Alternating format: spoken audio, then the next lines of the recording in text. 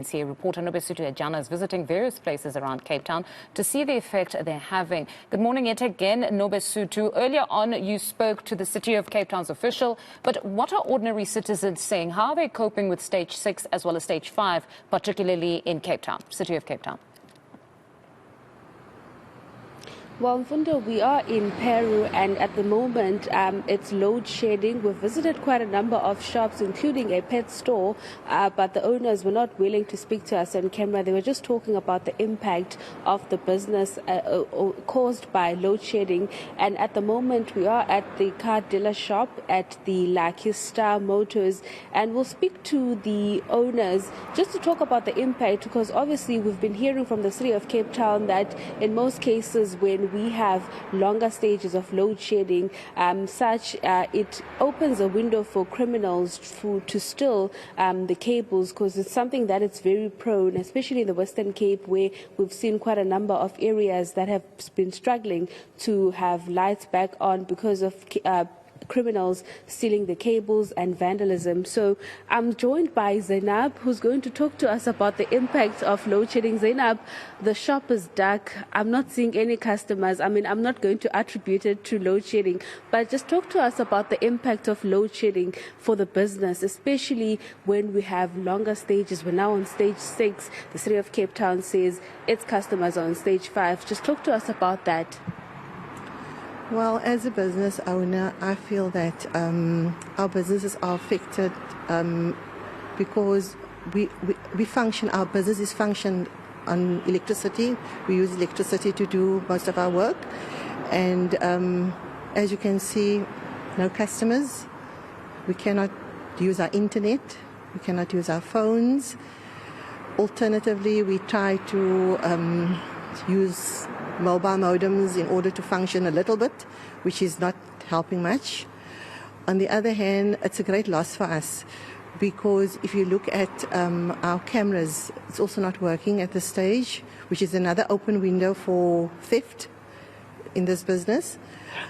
The other thing also which is most important to us is to meet our commitments at the end of the month. If we don't meet our commitments, it will take this business to a level where we'll have to close down if it's going to last that long. Yeah, let's talk about the criminality element, because I was speaking to your colleague earlier on, and he was telling me that recently criminals, they took down the fencing, and he was also showing us, I'll ask my colleague Mabuti to pan to the roof there, as he was telling me that criminals, they made way into the business. Just talk to us about that element. What was stolen and how did that affect the running of the business? Yes, actually, yeah, they stole our monitor of our camp. That actually the monitor that we see. Oh, there's coming on now. Yeah. They stole our monitor, and also we have electric fences at the back. I don't know how they even, get on top of the roof to access that. That I can't believe. But we lost a lot of, equipment. When they stole in, when they broke in. Yeah, it's actually sad. But what can you do? What can you do as a business owner? You have to just sit and accept everything. Sure.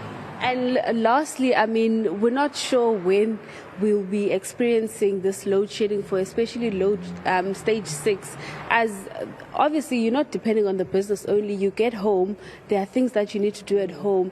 Just talk to us about that, about the impact in general about load shedding. Well, when we leave home, we sit in traffic.